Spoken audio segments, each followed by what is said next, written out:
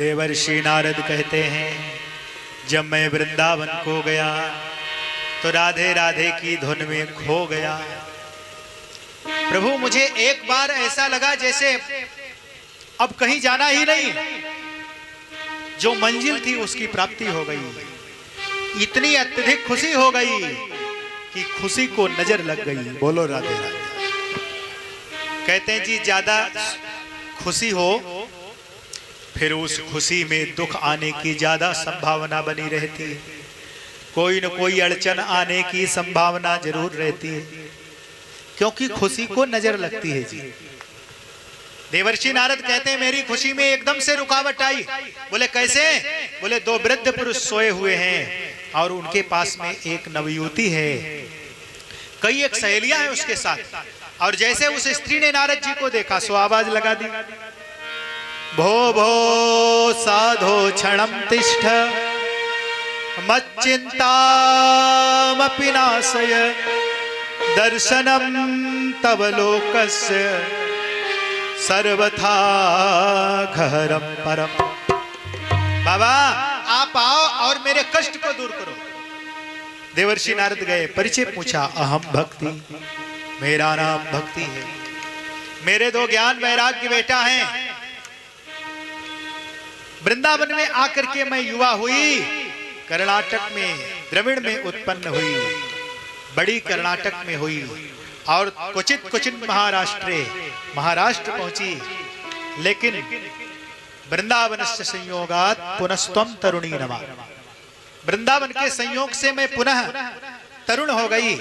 इसलिए अब मेरी तरुणाई भी किस काम की, जब मेरे बेटे में वृद्धावस्था आ जाए। माँ अपने बच्चे को कमजोर नहीं देखना चाहती है और बच्चा माँ के सामने बूढ़ा हो जाए। बताओ जी कितने कष्ट की बात। आप तो संत हैं, आप चाहें तो मेरे ज्ञान वैराग्य को युवा बना दें। सूत जी महाराज कहते हैं, ऋषियों, देवर्षि नारद ने बहुत सारे प्रयत्न किए और नहीं युवा हुए। थोड़ा सा जग जाते, थोड़ी सी बात कर लेते, लेकिन जब दवाई बंद तो फिर आराम मिलना बंद। बोले जी जब तक के जिस रोग की जो दवाई हो और उस रोग डॉक्टर आपके रोग को ही नहीं पकड़ पाए तो फिर दवाई जी कहां से बढ़िया देगा। कहते हैं फिर तो अन्य दवाओं से हम जग भी जाएंगे, उठ के बैठ भी जाएंगे, चल भी जाएंगे, बोल भी जाएंगे, लेकिन स्थायित्व स्वास्थ्य का नहीं मिलेगा। उसके लिए जब सटीक दवाई हो, देवर्षि नारद ने नाम संकीर्तन किया, वेदांत का पाठ किया, गीता का पाठ किया, लेकिन जब फिर भी नहीं युवा हुए तो कहते हैं देवर्षि नारद परेशान हो गए। आकाशवाणी हुई, हे देवर्षि नारद, अगर तुम ज्ञान वैराग्य के बुढ़ापे को मिटाना चाहते हो और भक्ति के कष्ट की निवृत्ति करना चाहते हो तो इसके लिए सत्कर्म करो, सत्कर्म करो। देवर्षि नारद कहते हैं सनत कुमार जी से, मैं आपकी शरण में आया हूं, ज्ञान वैराग्य का बुढ़ापा कैसे मिटे, भक्ति का कष्ट दूर कैसे हो, और जो आकाशवाणी ने कहा है कि सत्कर्म करो, वो सत्कर्म कौन सा है ये बताने की कृपा करें।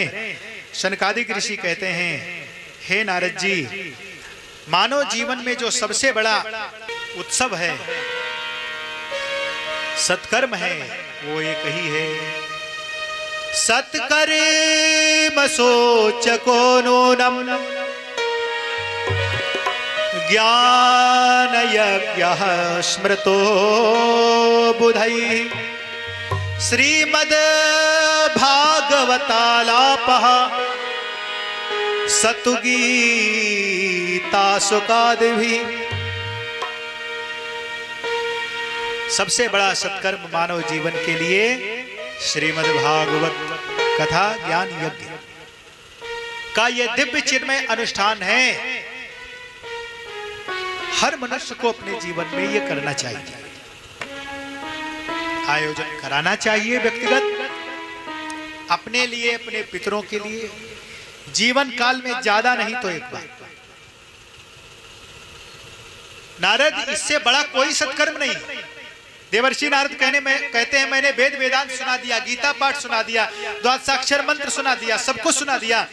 जब इससे अगर बुढ़ापा दूर नहीं हुआ तो फिर भागवतामृत से कैसे बुढ़ापा दूर हो जाएगा, भागवत कथा से कैसे बुढ़ापा दूर हो जाएगा, ये बताने की कृपा करें।